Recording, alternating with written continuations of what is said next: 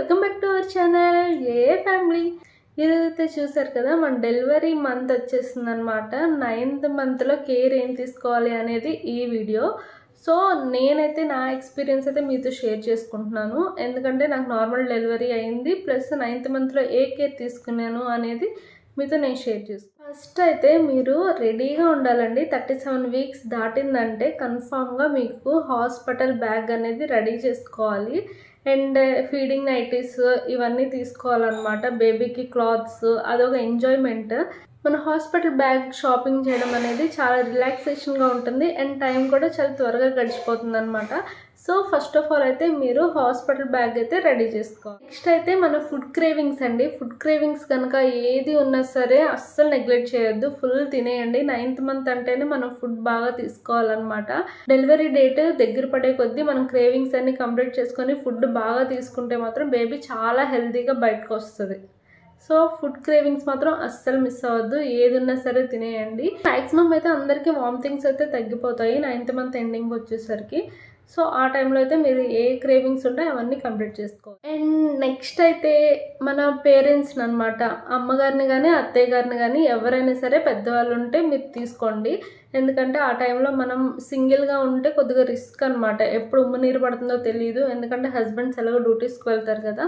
So కొద్దిగా రిస్కే కాబట్టి మనల్ని చూసుకునే వాళ్ళు, బాగా క్లోజ్గా ఉండే వాళ్ళని, ఒకరిని కంఫర్ట్గా ఉండే వాళ్ళని ఒకరినైతే 9th మంత్లో అయితే ముందుగానే 10 days ముందుగానే పిలిపించుకోండి. నాకైతే మా మదరు అత్తయ్య గారు ఇద్దరు ఉన్నారనమాట, డెలివరీకి ముందే ఉన్నారు.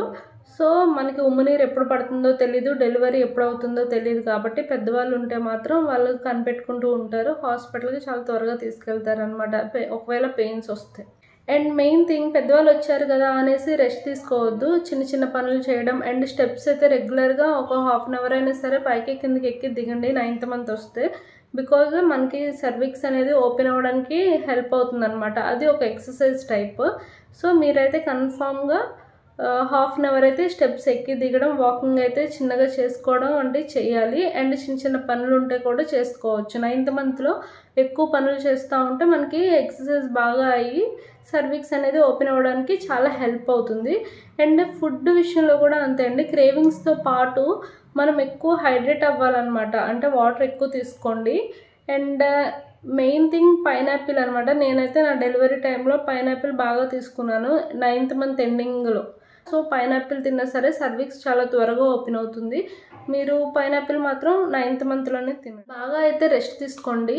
రెస్ట్ తీసుకున్నప్పుడు మనం ఒక టైం కనుక 9th మంత్లో కనుక మనం పాటిస్తే అదే టైమింగ్స్ అనేవి బేబీ బయటకు వచ్చిన తర్వాత నాకు తెలిసి మ్యాక్సిమం అవుతుంది ఈ టైమింగ్స్. ఎందుకంటే నేను 9th మంత్లో ఏం చేశాను, డిట్టో మా వాడు బయటకు వచ్చిన తర్వాత సేమ్ టైమింగ్స్ పాటిస్తున్నాడు. పగలైతే మెలుకుతూనే ఉంటున్నాడు, నైట్ అయితే బాగా నిద్రపోతున్నాడు. సో స్క్రీనింగ్ టైం అయితే కొద్దిగా అవాయిడ్ అయితే మీరు బేబీతో ఆడుకోవచ్చు అనమాట. మీకు కనుక ఎప్పుడైనా నైట్ పూట లైట్ ఆఫ్ చేసుకొని బేబీ మూమెంట్స్ బాగా తెలియాలి అనుకుంటే టార్చ్ లైట్ ఉంటుంది కదా, అది మీ స్టమక్ మీద వేసుకోండి. అప్పుడు అక్కడ మనం ఎక్కడైతే లైట్ వేస్తామో అక్కడ బేబీకి కిక్ చేస్తుంది అనమాట, తంతది. సో అది చాలా బాగుంటుంది. ఫ్యామిలీ టైం అనమాట. మా పాప ఉంది కదా, మా పాప, హస్బెండ్, నేను ఈవినింగ్ పూట అలా నిద్రపోయే ముందు అలా ఆడుకునే వాళ్ళం అనమాట. సో కొద్దిగా మీరు మూమెంట్స్ అనేది కన్ఫామ్గా కనిపెట్టు. నెక్స్ట్ అయితే బేబీ మూమెంట్స్ అండి. కన్ఫామ్గా మూమెంట్స్ అయితే కౌంట్ చేసుకోండి. ఎక్కువ వచ్చినా నో ప్రాబ్లం, బట్ తక్కువ అయితే రాకూడదు.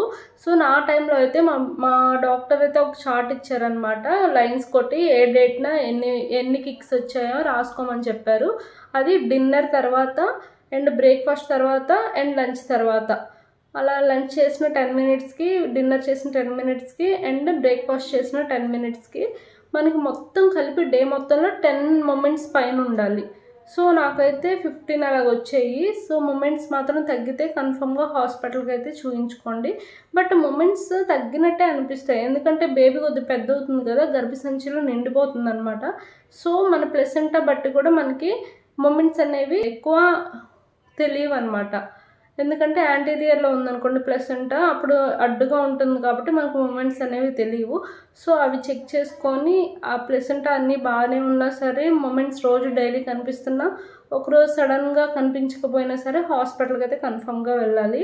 అండ్ నెక్స్ట్ అయితే వైట్ డిశ్చార్జ్ అండి. వైట్ డిశ్చార్జ్ అయినా సరే నో ప్రాబ్లం, ఎందుకంటే 9th మంత్లో అందరికీ అవుతుంది మ్యాక్సిమం. ఎందుకంటే హెడ్ అనేది కిందకి జారే కొద్దీ ప్రెషర్ పడి అక్కడ వెజైనల్ బ్లీడింగ్ అనేది అవుతుందన్నమాట. సో దానికైతే మనం కంగారు పడిన అవసరం లేదు. వైట్ డిశ్చార్జ్ అయితే కన్ఫామ్గా అవుతుంది, మ్యాక్సిమం అవుతుంది. అండ్ కొంతమందికి అయితే అవ్వదు, సో దానికైతే ప్రాబ్లం ఏం లేదు.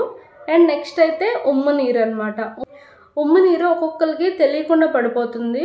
సో యూరిన్ ఏది ఉమ్ము నీరు ఏది అనేది కన్ఫ్యూజన్గా ఉంటుంది అనమాట. ఉమ్ము నీరు అనేది సడన్గా బ్రేక్ అయిపోతుందండి, అంటే బెలూన్ పగిలినట్టు పగిలిపోతుంది. అండ్ స్పర్శ అయితే కొద్దిగా వేడిగా అనిపిస్తుంది అనమాట ఆ వాటర్. అండ్ స్మెల్ అయితే రాదు. యూరిన్కి అయితే మనకి స్మెల్ వస్తుంది, ఎల్లో కలర్లో కనిపిస్తుంది. సో డిఫరెన్స్ అయితే అది. అండ్ అలాగే ఉమ్మినీరు అనేది మీరు చూసుకోవాలి. ఉమ్మినీరు పడినా సరే మనకి మూమెంట్స్ అనేవి తెలియవు అనమాట.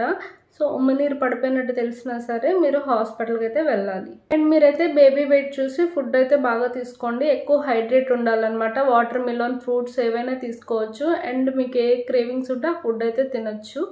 సో మీరైతే ఫుడ్ దగ్గర రిస్ట్రిక్షన్ లేకుండా బేబీ వెయిట్ పెరిగేలాగా బనానా కూడా తినచ్చు. సో ఆ టైంలో మాత్రం 9th మంత్లో ఏమి రిస్ట్రిక్షన్స్ పెట్టుకోకుండా బేబీ హెల్తీగా బయటకు వచ్చేలాగా ఫుడ్ అయితే తీసుకోండి. అండ్ స్టార్టింగ్లో అయితే వాటరీ మిల్క్ అయితే వస్తాయండి, అది డిశ్చార్జ్ అవుతాయి అనమాట. మ్యాక్సిమం ఏమి యూజ్ చేయకపోతేనే పర్లేదు, బట్ ఎక్కువగా వచ్చి ఇరిటేబుల్గా ఉండి చిరాగ్గా అనిపిస్తే మాత్రం మీరు బ్రాస్ అయితే యూజ్ చేయొచ్చు. సో మనకి ఆ ప్యాడ్స్ అనేవి ఆన్లైన్లో ఉన్నాయి, అవైతే ఆర్డర్ పెట్టుకోండి. మనలో ఏమైనా డౌట్స్ ఉంటే కింద కామెంట్ చేయండి, రిప్లై ఇస్తాను.